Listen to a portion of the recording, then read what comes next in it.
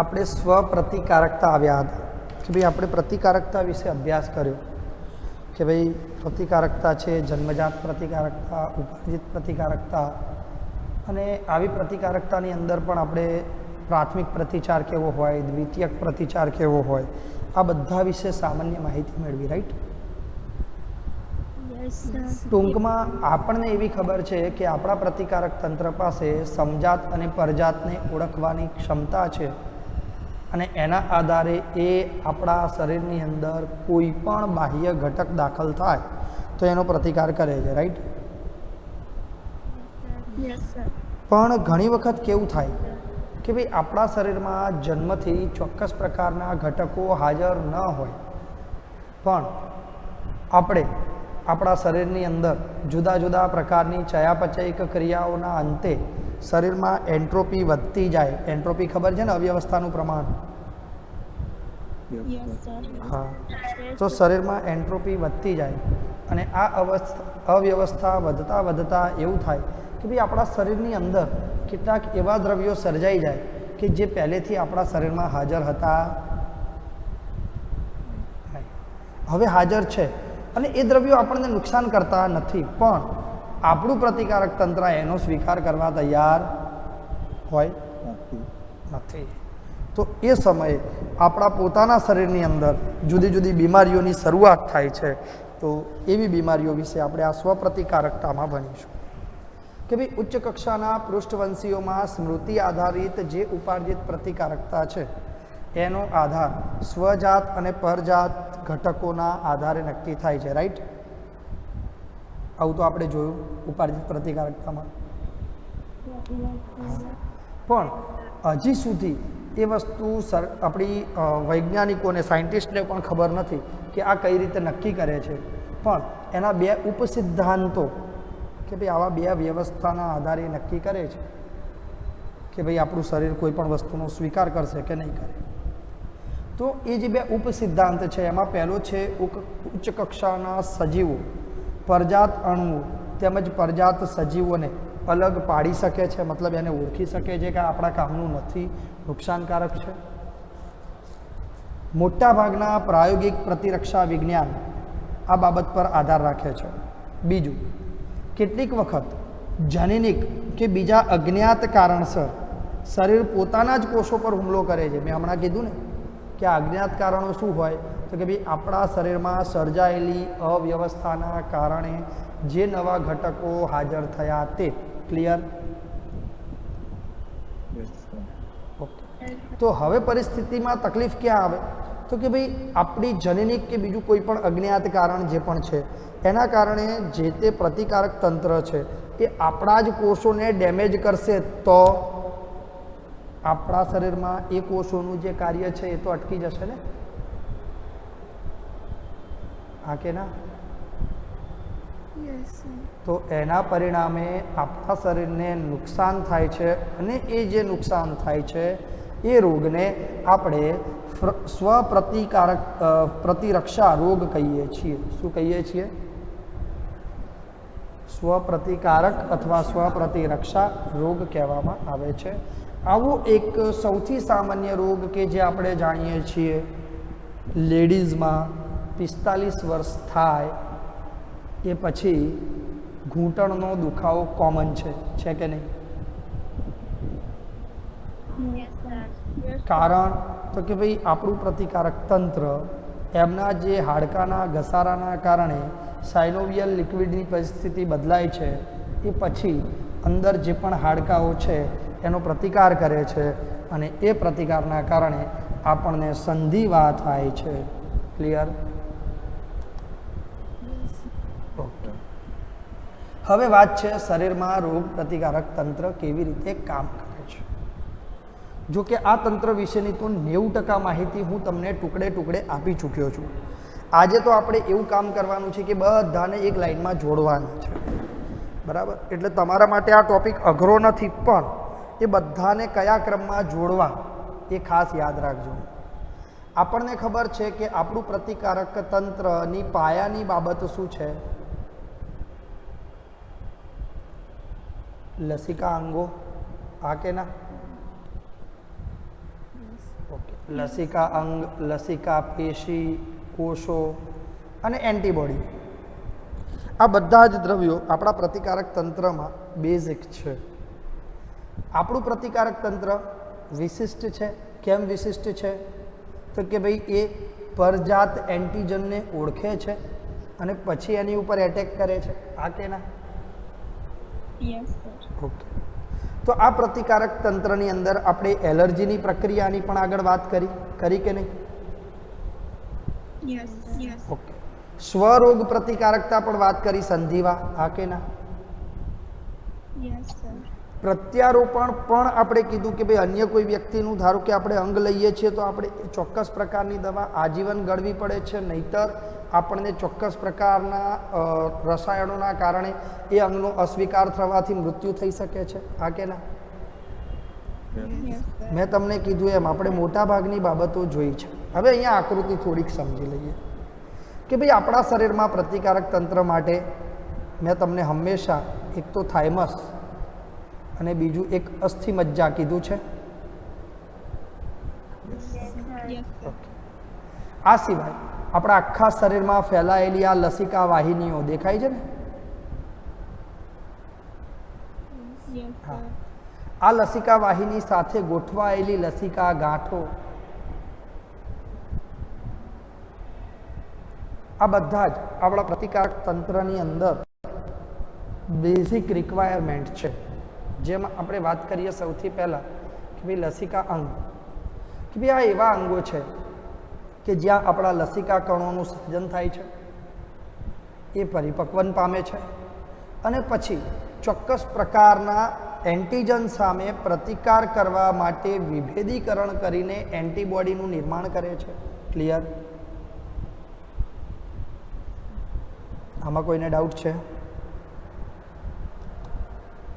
Okay, નો sir. તો પ્રાથમિક લસિકા અંગો કયા? તો આપણને ખબર છે પ્રાથમિક લસિકા અંગો બે. કયા કયા? તો એક તો ભાઈ અસ્થિમજ્જા અને બીજું થાઇમસ. હા કે ના? Yes sir. તો અસ્થિમજ્જા અને થાઇમસ આવા બે પ્રાથમિક લસિકા અંગો છે જ્યાં અપરિપક્વ લસિકા કણો એન્ટીજનની સંવેદના સામે પરિપક્વ લસિકા કણોમાં વિભેદિત થાય છે. ક્લિયર? Yes sir. કે ભાઈ શરીરની અંદર જે તે રોગ આવ્યો છે, એ રોગ જે તે પ્રકારની પરિસ્થિતિમાં છે, એના પાછળ જવાબદાર જે તે એન્ટીજન છે, એ એન્ટીજનની સામે એન્ટીબોડીનું નિર્માણ કરવા માટે આપણે આગળ પણ વાત કરી હતી કે બી લસિકા કોષો અને ટી લસિકા કોષો કાર્ય કરે છે. યાદ છે? Yes sir. હા, તો એ જે વિભેદીકરણનું કાર્ય છે એ પણ અહીંયા થાય છે અને એટલે જ આપણે એના બે નામ આપ્યા છે કે જેનું વિભેદન અસ્થિમજ્જામાં થાય એ બી લસિકા કોષ અને જેનું વિભેદન થાઇમસમાં થાય એ ટી લસિકા કોષ. આવું મેં તમને ઈસવીસન પૂર્વે ધોરણ 11માં જાણ કરી હતી. બરાબર ને? Yes sir. હા. તો પરિપક્વ બન્યા પછી લસિકા કણો જો પહેલાં પ્રાથમિક હતા, પરિપક્વ બન્યા પછી શું થાય? દ્વિતીય અંગોમાં પ્રવેશ કરે. આ દ્વિતીય અંગો કયા કયા? તો દ્વિતીય અંગોની અંદર બરોડ આવે. યાદ રાખજો, કરોડ નથી, બરોડ છે. લસિકા ગાંઠ આવે. કાકડા ખબર છે? ગળામાં થાય, ટોન્સિલ્સ. અને નાના આંતરડાની અંદર આપણે પેયર્સ પેચિસ નામની રચના જોઈ હતી બેટા? યાદ આવે છે?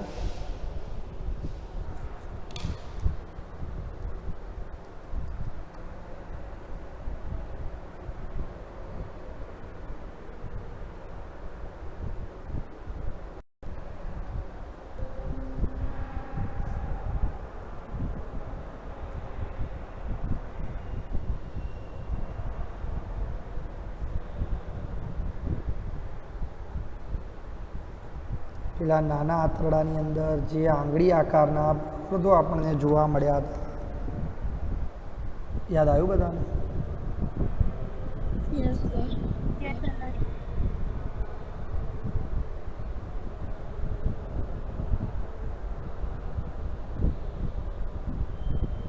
જો જતા રહ્યા. પેયર્સ પેચીસ, જેમાં આપણે વિલીઝ જોયા હતા, વચ્ચેની જગ્યામાં વિલીઝ હોય અને જે પ્રવર્ધો હતા એ પેયર્સ પેચીસ છે, ડોમ્સ. બરાબર, ખ્યાલ આવ્યો? Yes, sir. કારણ કે આપણે ચેપ્ટર નંબર 16માં આ વસ્તુનો અભ્યાસ કર્યો તો મને યાદ છે ત્યાં સુધી. કર્યો? Yes, sir.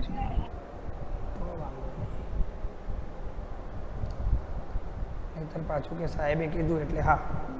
ચલો, તો નાના આંતરડાની અંતસ્થ દિવાલની રચનાની અંદર લસિકા પેશીઓ જે છે એનો વિસ્તાર કે જે આંતરડામાં રહેલ પ્રતિજન સામે પ્રતિકાર કરવાની ક્ષમતા સાથે સંકળાયેલો છે એને પેયર્સની ખંડિકાઓ અથવા પેયર્સ પેચીસ કહેવામાં આવે છે. Clear? Yes, sir. Yes, sir. એ સિવાય એપેન્ડિક્સની અંદર પણ લસિકા કણોનો કેટલોક વિસ્તાર સ્થાનાંતરિત થાય છે. દ્વિતીય લસિકા અંગો લસિકા કણોને એન્ટીજન સાથે પ્રક્રિયા કરવા માટે સ્થાન પૂરું પાડે છે. આ ખાસ યાદ રાખજો કે લસિકા કણોનું નિર્માણ તો થઈ ગયું, ચલો બરાબર, કે ભાઈ અસ્થિમજ્જા અને થાઇમસની અંદર લસિકા કણો રચાયા, પણ એ લસિકા કણોને પરિપક્વ બનવા માટે જે તે એન્ટીજનને અનુરૂપ એન્ટીબોડીનું નિર્માણ કરવું પડશે. હા કે ના? Yes, yes, sir. તો એને એ એન્ટીજન સાથે કોઈક એક વિસ્તારમાં થોડોક સમય રહીને એનાથી પરિચિત થઈને પછી એની સાથે લડવું પડશે. હા કે ના? Yes, sir. તો આ જે વિસ્તાર છે કે ભાઈ થોડી સમય અહીંયા રહે, એન્ટીજનને ઓળખ અને પછી માર, એના ઘરમાં ઘૂસીને માર. બરાબર, આના માટે આપણને જે સ્થાન આપવાની વાત છે એ સ્થાન દ્વિતીય લસિકા અંગો એટલે કે બરોડ, લસિકા ગાંઠ, કાકડા, નાના આંતરડાની પેયર્સની ખંડિકા અને આંતરપૂંછ આટલી વસ્તુ દ્વારા મળે છે. ક્લિયર? Yes, sir. હવે જે તે એન્ટીજનની સાથે લસિકા અંગોની અંદર દ્વિતીય લસિકા અંગોની અંદર લસિકા કણો પરિપક્વ બન્યા તો પરિપક્વ બન્યા બાદ તેને ઓળખ પૂરી પાડે છે. માનવ દેહમાં વિભિન્ન લસિકા અંગોના સ્થાન જે આપણે આગળની આકૃતિમાં જોયા ને, મેં તમને પહેલાં જ બતાવી દીધું. હા કે ના? Yes, sir. સ્થાન જોવા મળે છે. અસ્થિમજ્જા મુખ્ય લસિકા અંગ છે જેમાં લસિકા કણો કે લસિકા કોષો સહિત બધા જ રુધિર કોષો સર્જાય છે. અસ્થિમજ્જા મુખ્ય લસિકા અંગ છે જેની અંદર લસિકા કણ અથવા જેને આપણે લસિકા કોષ કહીએ છીએ એની સાથે બધા જ રુધિર કોષો સર્જાય છે. મેં તમને કીધું હતું રક્તકણનું નિર્માણ પણ અસ્થિમજ્જામાં થાય છે. વ્હાઇટ બ્લડ સેલ અસ્થિમજ્જામાં સર્જાય છે, રુધિર કણિકાઓ અસ્થિમજ્જામાં સર્જાય છે, લસિકા કણો અસ્થિમજ્જામાં સર્જાય છે. ક્લિયર? Yes, yes. થાઇમસ ખંડમય અંગ છે જે આપણે જોયું. ક્યાં હતું? તો કે ભાઈ હૃદયની નજીકમાં. એક જ મિનિટ હો બેટા. બોલો સાહેબ, બોલો બોલો.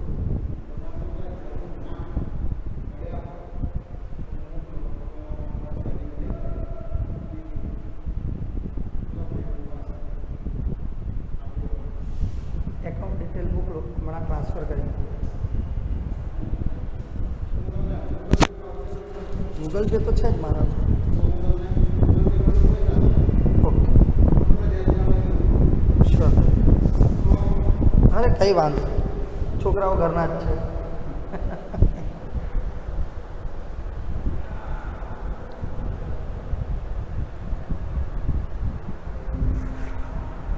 સોરી થોડી વાર ડિસ્ટર્બ થયા, બટ અત્યારે 12માના રિઝલ્ટની કામગીરી ચાલે છે.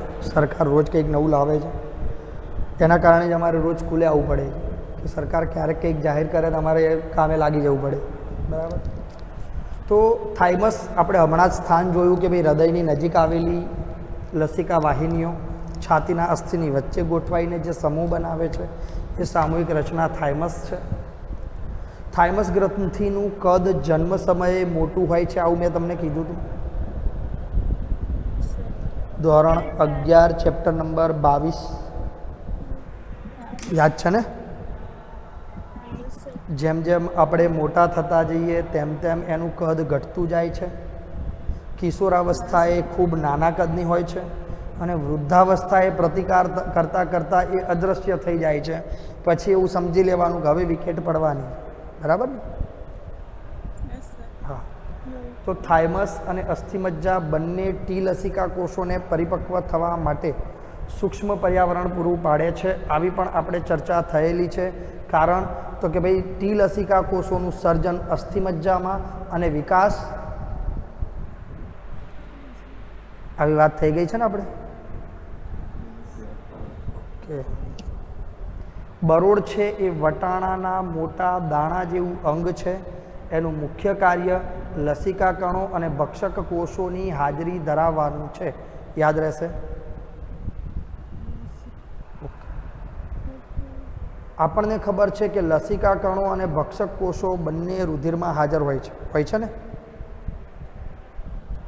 Yes, yes. હા. તો રુધિરમાં એમની હાજરી કરે છે શું?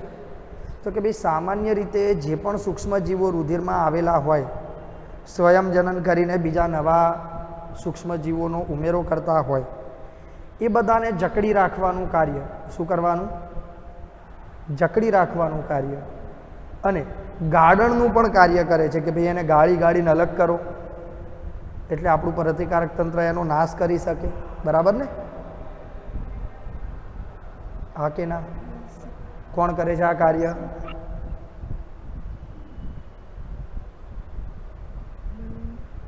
અને એમાં કયા કોષો? લસિકા કોષોને ભક્ષક. હવે આપણા રુધિરની અંદર આવેલા જુદા જુદા કણોમાં એરિથ્રોસાઇટ્સ પણ આપણે જોયા હતા.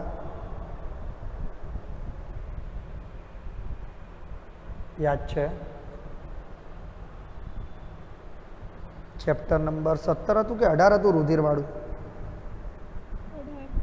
18 હતું ને? હા, હું ભૂલી જાઉં છું, તમને બધાને સારું યાદ રહે છે. એની અંદર આપણે ઇરિથ્રોસાઇટ્સનો ઉલ્લેખ કર્યો હતો બેટા. Yes, sir. Yes, sir. એ ઇરિથ્રોસાઇટ્સનું સૌથી મોટું સંગ્રહ સ્થાન આપણા શરીરમાં કોઈ હોય તો એ બરોળ છે. બરાબર. હવે લસિકા ગાંઠ છે એ લસિકા તંત્રમાં વિવિધ સ્થાને આવેલ નાની અને સખત રચના છે. ક્યાં આવેલી છે? ક્યાં આવેલી છે? લસિકા તંત્રમાં. કેવી રચના છે? બરાબર. જેટલા પણ સ્થાને આવેલી છે એટલા સ્થાને પેશીય જળમાં રહેલા સૂક્ષ્મ જીવો કે અન્ય એન્ટીજનોને પકડી રાખે છે. ક્લિયર? Yes, sir. આ લસિકા ગાંઠમાં જેટલા પણ એન્ટીજનને પકડી રાખવામાં આવે એ બધાને ત્યાં રહેલા જે લિમ્ફોસાઇટ્સ છે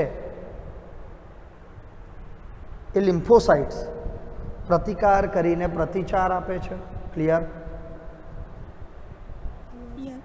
યાદ રાખજો હો, જ્યાં સુધી એન્ટીજનના સંપર્કમાં ન આવે ત્યાં સુધી લિમ્ફોસાઇટ્સ સક્રિય હોતા નથી. ક્લિયર?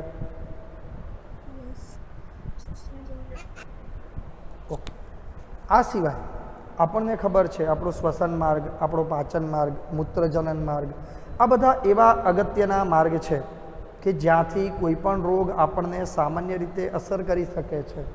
તો એવા બધા અંગોની અંદર એમના જે માર્ગ છે એ માર્ગનું એક અસ્તર, એટલે કે જેને આપણે અધિસ્તર કહીએ છીએ, એવા અધિસ્તરમાં પણ લસિકા પેશીની હાજરી તો હોય જ છે. ક્લિયર? ઓકે. આ ત્રણ વિસ્તારમાં જે લસિકા પેશી છે એ કયા સ્વરૂપે છે? તો કે ભાઈ એ શ્લેષ્મ સંકલિત લસિકા પેશી છે. કઈ? મતલબ એ શ્લેષ્મનો સ્ત્રાવ કરે છે એવી લસિકા પેશી છે, જેને આપણે મ્યુકોઝલ એસોસિએટેડ લિમ્ફોઇડ ટિશ્યુ MALT કહીએ છીએ. યાદ રહેશે ને? Yes, sir. ઓકે.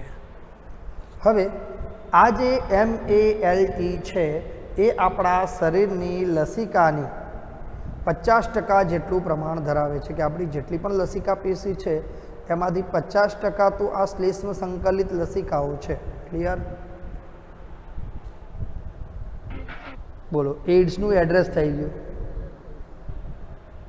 હવે બરાબર. હવે આપણે એઇડ્સ વિશે માહિતી મેળવીશું. ચલો, એઇડ્સનું પૂરું નામ લગભગ તમે બધા જાણો છો Yes. કારણ કે લગભગ તમારા હું જ્યાં સુધી ચોપડીઓ વાંચવાનો શોખ ધરાવું છું, મેં તમને કીધેલું છે કે મેં ચોપડીઓ પ્રાઇમરીની પણ વાંચેલી છે, બરાબર? તો મેં લગભગ 7મા કે 8મા ધોરણથી એઇડ્સનો ઉલ્લેખ વાંચેલો છે. હોય છે ને? એક્ઝેક્ટ યાદ નથી 7મું કે 8મું, બટ હા એટલું કન્ફર્મ છે કે 7મું 8મું એટલે પ્રાઇમરી.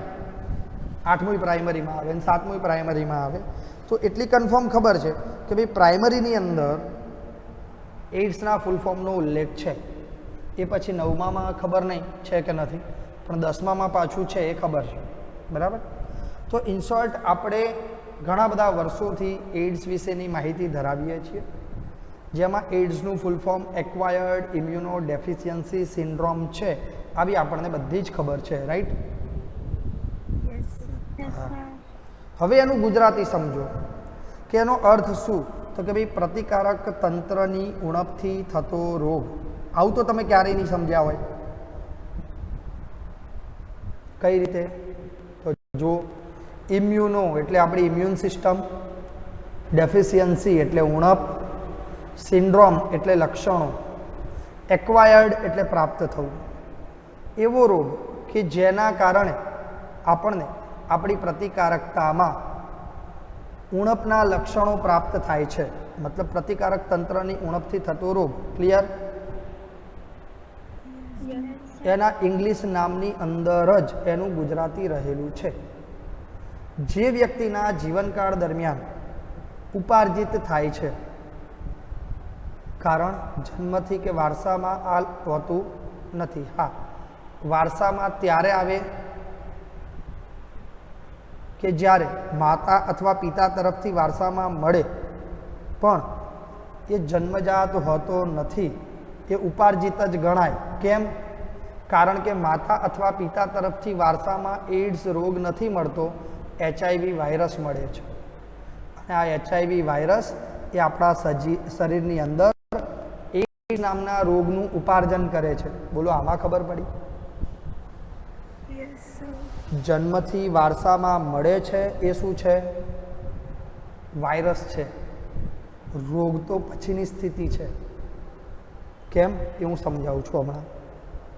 તો અહીં સિન્ડ્રોમ એટલે લક્ષણોનો સમૂહ કે જે આવા લક્ષણોના કારણે જોવા મળે છે. ભારત દેશની અંદર એઇડ્સનો સૌપ્રથમ જે કેસ નોંધાયો હતો 1981માં તમિલનાડુમાં નોંધાયો હતો. યાદ રહેશે? Yes. ભારતમાં વિશ્વમાં સૌપ્રથમ કેસ 1981માં અને ભારતમાં 1986માં તમિલનાડુમાં.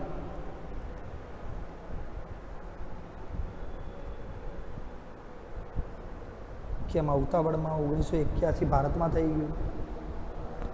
ચલો, તો વિશ્વમાં સૌપ્રથમ કેસ 1981માં અને ભારતમાં સૌપ્રથમ 1986 તમિલનાડુની અંદર એઇડ્સનો કેસ નોંધાયો હતો. વર્ષ અને સ્થળ યાદ રાખવું, વ્યક્તિનું નામ યાદ રાખવું જરૂરી નથી. બાયોલોજીના જીકેમાં નીટમાં આ પ્રશ્ન પૂછાયેલો છે, બરાબર? તો 1981માં શરૂઆત થઈ, એ પછી અત્યાર સુધીમાં તો 30 વર્ષ થઈ ગયા. હા કે ના? પણ 5 વર્ષ પહેલાં આપણી ચોપડીમાં લખાયું હતું, એટલે એવું લખ્યું છે કે ભાઈ છેલ્લા 25 વર્ષની અંદર જે આંકડો મળેલો છે એ આંકડા પ્રમાણે વિશ્વની અંદર 25 મિલિયનથી પણ વધારે લોકો, 2.5 કરોડ, 25 મિલિયન એટલે કેટલા? 2.5 કરોડ લોકો આ રોગના કારણે મૃત્યુ પામ્યા છે. આ રોગ નો જે HIV વાયરસ છે, HIVનું ફૂલ ફોર્મ ભાઈ શું?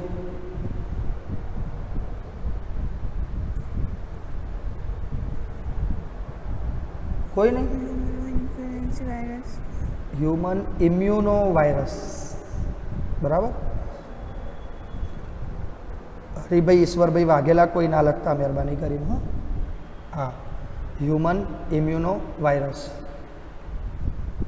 ચલો, આ વાયરસ રિટ્રો પ્રકારનો વાયરસ છે. વાયરસના જુદા જુદા પ્રકાર હોય, એમાં રિટ્રો વાયરસ છે ને સૌથી વિચિત્ર વાયરસ છે.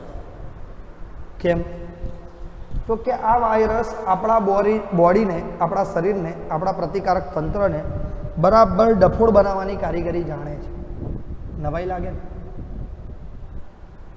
Yes. હા, કઈ રીતે ડફોડ બનાવે છે સમજીએ.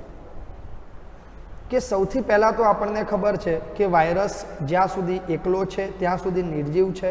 સજીવના કોષની અંદર પ્રવેશ કરે પછી જ એ સજીવનો ગુણધર્મ ધરાવે છે, જેના કારણે આપણે વાયરસને સજીવ અને નિર્જીવને જોડતી કડી તરીકે ધોરણ 11 ચેપ્ટર 2માં ઉલ્લેખ કરેલો હતો. રાઈટ? Yes, sir. મને તો આવડી ગયું. હે, સરસ. લે, સોરી, તમને આવડી ગયું. તો અહીંયા જે આ રિટ્રો વાયરસ છે એ વાયરસનું જનીન દ્રવ્ય એ આરએનએ હોય છે. આ આરએનએ સામાન્ય કોષના સંપર્કમાં આવે છે અને એ કોષ જ્યારે એનાથી અસરગ્રસ્ત થાય છે એટલે આપણને ખબર છે કે જેવો કોષમાં પ્રવેશ કરે તરત ને તરત જ એ આપણા ડીએનએ સાથે જોડાવા માટે કાર્યરત થઈ જાય છે. રાઈટ? Yes. હવે આપણા કોષમાં પણ સ્વયંજનન તો થતું જ હોય, થતું હોય ને? Yes, sir. તો આપણને ખબર છે કે કોષ વિભાજન દરમિયાન કોષ કેન્દ્ર પટલ અદૃશ્ય થાય છે અને જનીન દ્રવ્ય કોષમાં ફેલાય છે. રાઈટ? Yes. હા, તો એ સમયે આપણા ડીએનએની અંદર આ જે વાયરસવાળું આરએનએ છે એ રિવર્સ ટ્રાન્સક્રિપ્ટેઝ નામના ઉત્સેચક દ્વારા કયા? Reverse transcriptase. રિવર્સ ટ્રાન્સક્રિપ્ટેઝ નામના ઉત્સેચક દ્વારા આપણું જે પણ ડીએનએ છે એવું આબેહૂબ ડીએનએનું નિર્માણ કરવાની ક્ષમતા છે. હવે વિચારો, આપણું ડીએનએ ડફોડ બની જાય કે નહીં? Yes, sir. હા, આપણું પ્રતિકારક તંત્ર એને ઓળખી શકે તો પ્રતિકાર કરે ને, બરાબર ને? પણ એ તો શું કરે છે, સીધે સીધું જેવું એન્ટર થાય તરત ને તરત એના આરએનએમાંથી રિવર્સ ટ્રાન્સક્રિપ્ટેઝની મદદથી આપણા શરીરમાં આપણા જેવા જ ડીએનએની વ્યવસ્થા ઊભી કરી નાખે છે. આ વ્યવસ્થા ઊભી થઈ એટલે હવે જ્યારે પણ કોષ વિભાજન થઈને નવો કોષ નિર્માણ પામે તો એ કોષની અંદર આ જે વાયરસનું આરએનએ હતું એનાવાળું ડીએનએ એન્ટર થઈ ગયું. હા કે ના? કારણ કે રિવર્સ ટ્રાન્સક્રિપ્ટેઝના કારણે ડીએનએનું નિર્માણ થયું. એ ડીએનએ આપણા કોષે પોતાનો ગણીને સ્વીકારી લીધો અને એનું સ્વયં જનન ચાલુ કરી દીધું. રાઈટ? Yes. મતલબ હવે જેટલી વખત જે કોષ અસરગ્રસ્ત થયો છે એનું જેટલી પણ વખત વિભાજન થશે એ દરેક વખતે જે પણ વિભાજનથી પ્રાપ્ત નવો કોષ હશે એ આ વાયરસગ્રસ્ત હશે. હા કે ના? Yes. મતલબ ધીરે ધીરે વાયરસગ્રસ્ત કોષોની સંખ્યા વધતી જાય. 1 ના 2, 2 ના 4, 4 ના 8, 8 ના 16 અને આપણા શરીરમાં મોટા ભાગના કોષો આવા વાયરસથી અસરગ્રસ્ત થઈ જાય. રાઈટ? Yes, sir. હા, તો આમ જો આ કોષો નવા કોષોને પણ વાયરસગ્રસ્ત બનાવે છે અને આ રીતે આ એઇડ્સ આપણા શરીરમાં ફેલાઈને આપણી જે પણ પ્રતિકારકતા છે એને સૌથી વધુ અસર કરે છે. ક્લિયર? Yes. હવે પછીની તકલીફ વિચારો કે સૌથી પહેલાં એણે આપણી પ્રતિકારકતા નબળી પાડી દીધી. રાઈટ? Yes. આપણી પાસે સૈનિકો જ નથી તો ગમે તે વ્યક્તિ ઘૂસણખોરી કરશે ને. Yes. હા, એટલે એડ્સ થાય ને એટલે એડ્સ કેવી રીતે ઓળખવો ખબર નહીં પડતી. કેમ તો કે ભાઈ તમને શરદી થાય, ઘડીએ ઘડીએ તાવ આવે, જે પણ રોગ શરૂ થાય નવો એ તમને સીધો અસર કરે, બરાબર. તમે એ જ રોગની દવા લીધે રાખો, તમને ખબર જ નથી કે શરીરમાં એડ્સ છે, બરાબર ને? હા કે ના? Yes, sir. હા, તો આ જવાબદાર virus human immuno deficiency virus છે, જેને આપણે HIV કહીએ છીએ. આ રેટ્રો પ્રકારનો સમૂહનો વાયરસ છે, જે એક ચોક્કસ પ્રકારના પ્રોટીનથી જ રક્ષિત RNA ધરાવે છે અને સામાન્ય રીતે એડ્સના ફેલાવા માટે એ વાયરસ જવાબદાર છે.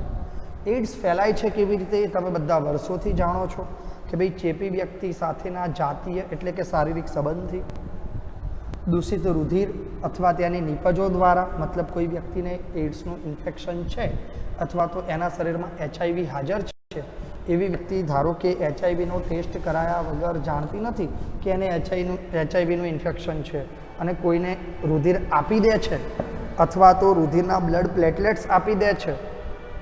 વચ્ચે આપણે કીધું હતું ને કે ભાઈ પેલું બ્લડ પ્લાઝમા દ્વારા કોરોનાની પ્રતિકારકતાનો પ્રયોગ થયો હતો. વાંચ્યું હતું આવું? વાંચ્યું હતું? ખબર નહીં સાહેબ.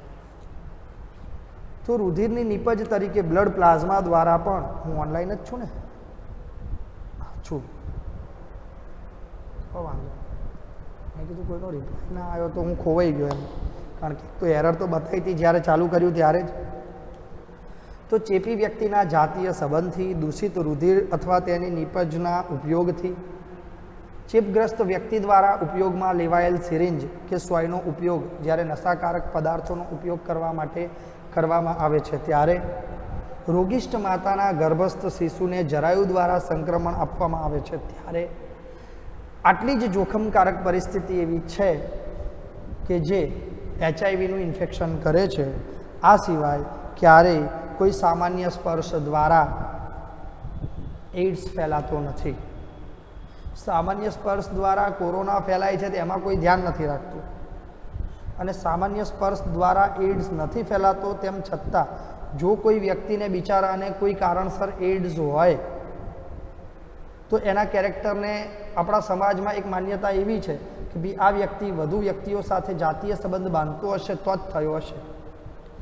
આવી હીન ભાવનામાંથી બહાર આવી જવું, કારણ કે આપણા વચ્ચે એવા અનેક લોકો છે કે જેમના કેરેક્ટર આપણે જાણીએ છીએ પણ એમને એડ્સ નથી, અને સામે એવા પણ ઘણા બધા લોકો છે કે જેમને કોઈ અધર કારણથી એડ્સ થયો છે પણ જો આપણને ખબર પડે તો આપણે બિચારાને જીવવા ના દઈએ, બરાબર ને? હા કે ના?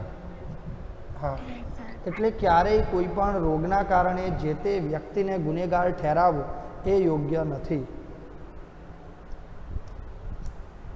હવે શું તમે જાણો છો કે વારંવાર રુધિરાદાન કરવાની જરૂર ક્યારે પડે છે?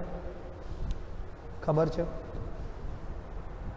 બ્લડ કેન્સર હોય, કિડની ફેલ થઈ ગઈ હોય, રુધિર કોષોનું નિર્માણ ન થતું હોય, બોન મેરો એક્ટિવ ન હોય, આવા ઘણા બધા કેસીસ છે કે જેમાં વારંવાર આપણે રુધિર ચડાવવું પડે છે. હા કે ના? Yes. હા, તો આવા વારંવાર રુધિર ચડાવવામાં વિચાર કરો કે એને બિચારાને એક તો ઓલરેડી શરીરમાં તકલીફ છે, એવામાં થોડો ઘણો તે HIV આવી જાય તો એની કેવી હાલત થઈ જાય, બરાબર ને? હા, એટલે આ બધી પરિસ્થિતિઓ એની પાછળ જવાબદાર હોઈ શકે છે. અત્રે એ વસ્તુ નોંધનીય છે કે HIV અથવા તો એડ્સ માત્ર સ્પર્શ કે ભૌતિક સંપર્કથી ફેલાતો નથી, તે માત્ર દેહ પ્રવાહી એટલે કે રુધિર દ્વારા જ ફેલાય છે. આથી આ પણ મહત્વનું છે કે શારીરિક તેમજ મનોવૈજ્ઞાનિક સ્વસ્થતા માટે આપણે આવી કોઈ પણ રોગગ્રસ્ત વ્યક્તિને પરિવારથી અથવા સમાજથી અલગ ન કરવી. ચેપ લાગવો અને એડ્સના લક્ષણો પ્રદર્શિત થવા, આ બંને વચ્ચેનો બહુ જ મોટો અંતરાલ છે, મતલબ વચ્ચેનો બહુ મોટો સમયગાળો છે. તમારા શરીરમાં HIV હાજર થાય એ પછી તમારી આખી પ્રતિકારકતા નબળી પડી જાય ને ત્યારે એડ્સ કહેવાય. જ્યાં સુધી તમારામાં થોડી ઘણી પ્રતિકારકતા છે ત્યાં સુધી તમને જસ્ટ HIVનું ઇન્ફેક્શન કહેવાય છે, એડ્સ કહેવાતો નથી. ક્લિયર? Yes. ઓકે. તો આખા શરીરમાં HIVનું ઇન્ફેક્શન થતાં 5 થી 10 વર્ષ સુધીનો સમયગાળો લાગે છે. અને આ 5 થી 10 વર્ષ સુધીના સમયગાળામાં જે તે વ્યક્તિને ખબર નથી પડતી બિચારાને કે એને ઇન્ફેક્શન આવી ગયું છે, બરાબર. એટલે ઘણી બધી વખત કોઈ વ્યક્તિને એના જીવનસાથીને આ રોગ આપી દીધો હોય, એના કારણે બંનેના કારણે એમના બાળકોમાં આ રોગ આવ્યો હોય, એવા હજારો કેસ છે. 2, 5, 10 નહીં, હજારો કેસ છે. હવે વ્યક્તિના શરીરમાં પ્રવેશ્યા પછી વાયરસ છે એ માઇક્રોફેજ એટલે કે બૃહદ ભક્ષક કોષોની અંદર એન્ટર કરે છે, જ્યાં એ આરએનએનું જે જનીન દ્રવ્ય છે એ રિવર્સ ટ્રાન્સક્રિપ્ટેઝ નામના ઉત્સેચકની મદદથી આપણા વાયરસવાળા ડીએનએનું નિર્માણ કરે છે. આવું આપણે હમણાં ચાર્ટમાં જોયું ને. એ વાયરસવાળો ડીએનએ આપણા યજમાન કોષમાં દાખલ થઈને આપણા ડીએનએને સીધો સંપર્કમાં લે છે અને નવા જે પણ ડીએનએ છે એ માઇક્રોફેજ દ્વારા વાયરસવાળા ડીએનએ સર્જાવાનું શરૂ થાય છે. આમ આ માઇક્રોફેજને એચઆઈવીનું કારખાનું કહી શકાય. હા કે ના? Yes, sir. Yes. 2 માર્ક્સમાં પૂછાતું કારણ માઇક્રોફેજને એચઆઈવીનું કારખાનું કહે છે. કારણ આપો. આ દરમિયાન એચઆઈવી મદદ કરતા ટી કોષો કયા? મદદ કરતા ટી કોષોમાં પ્રવેશ કરે છે અને સ્વયંજનન પામીને વાયરસની સંતતિઓનું નિર્માણ કરે છે. મતલબ કે આપણા જે સૈનિકો હતા, બરાબર, એ સૈનિકોને જ પહેલાં ડફોડ બનાવી દીધા. હા કે ના? એમની સાથે રહીને એમની ઉપર જ હુમલો કરી દીધો. તો આપણને ખબર છે કે ટી લસિકા કોષો છે એ ટી લસિકા કોષો જો નાશ પામે તો આપણી પ્રતિકારકતાને બહુ મોટી અસર થાય છે. હા કે ના? Yes. આવું વારંવાર થાય છે એટલે ચેપી વ્યક્તિના શરીરમાં ટી લસિકા કોષોની સંખ્યા ઘટે છે. અને મેં કીધું એમ કે જ્યારે ટી લસિકા કોષો ઘટે એટલે શરીરની અંદર 1000 પ્રકારના રોગો આવે, રાઈટ?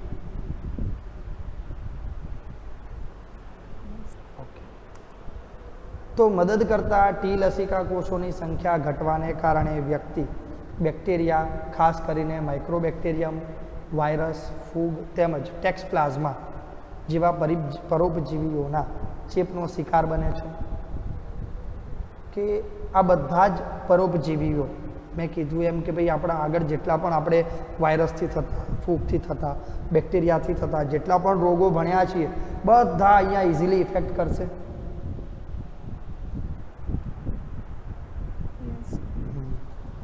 મતલબ કે રોગની પ્રતિકારકતા એટલી બધી ઘટી જાય છે કે વ્યક્તિ આવા નાનામાં નાના ઇન્ફેક્શનનો પણ પ્રતિકાર કરી શકતો નથી. હવે એઇડ્સ થયો છે કે કેમ એ જાણવા માટેની જે કસોટી છે એ એલિઝા કસોટી છે. કઈ છે? એલિઝાનું ફૂલ ફોર્મ એન્ઝાઇમ લિંક્ડ ઇમ્યુનોસોર્બન્ટ એસે. એન્ઝાઇમ એટલે ઉત્સેચકો સાથે જોડાયેલી પ્રતિકારકતાનો અભ્યાસ કરતી કસોટી. ક્લિયર? Yes. એન્ટીરિટ્રોવાયરસ ઔષધો દ્વારા એઇડ્સનો ઉપચાર આંશિક રીતે થઈ શકે છે. યાદ રાખજો, મેં તમને પહેલાં પણ અનેક વખત કીધું છે કે આ રોગ એવો છે કે જે ચોક્કસ પ્રકારની ટ્રીટમેન્ટ દ્વારા તમને ધારો કે 5 વર્ષે મારી નાખતો હોય તો તમને દવા આપીને 15 કે 20 વર્ષ સુધી જીવાડવામાં આવે છે, પણ ક્યારેય એ મટે છે. No, sir. તમારી જાણકારી માટે કહી દઉં કે વિશ્વના વૈજ્ઞાનિકો આ રોગને મટાડવા સુધી છેક અંતિમ પ્રયોગ સુધી પહોંચી ચૂક્યા છે. તકલીફ એ થઈ કે જ્યારે એ લોકોએ અંતિમ પરિણામ મેળવ્યા અને દવાના જે વ્યક્તિગત પ્રયોગો મનુષ્ય ઉપર શરૂ કરવાના હતા એ પહેલાં આપણા કોરોના દેવ પધાર્યા, બરાબર, અને કોરોનાની હાજરીમાં કોઈ વ્યક્તિ ઉપર એઇડ્સના વાયરસનો પ્રયોગ કરવો એ અઘરો થઈ જાય. હા કે ના? હા, એટલે હજી ગૂગલમાં પણ એ વસ્તુ લખવામાં નથી આવી કે આનું પ્રાયોગિક સફળતા મળી અને રોગનું નિવારણ છે. કારણ કે પ્રાયોગિક સફળતા હજી આપણે જોયું હતું કે ભાઈ રસી બની તો રસી પહેલાં પ્રાયોગિક ટેસ્ટ થયો હતો, રાઈટ? 3 લેવલે ટેસ્ટ કર્યા પછી એને અમલમાં મૂકવામાં આવી. એમ HIV પણ હજી એ પ્રયોગ બાકી છે, એટલે અત્યારે હાલ સુધી તો આપણે એવું કહી શકીએ કે એની કોઈ એવી પ્રાયોગિક માહિતી નથી કે એડ્સ સંપૂર્ણપણે મટાડી શકાય છે. હવે એડ્સ અટકાવવાના ઉપાયો આપણે આવતીકાલે જોઈશું, બરાબર. અને એ પછી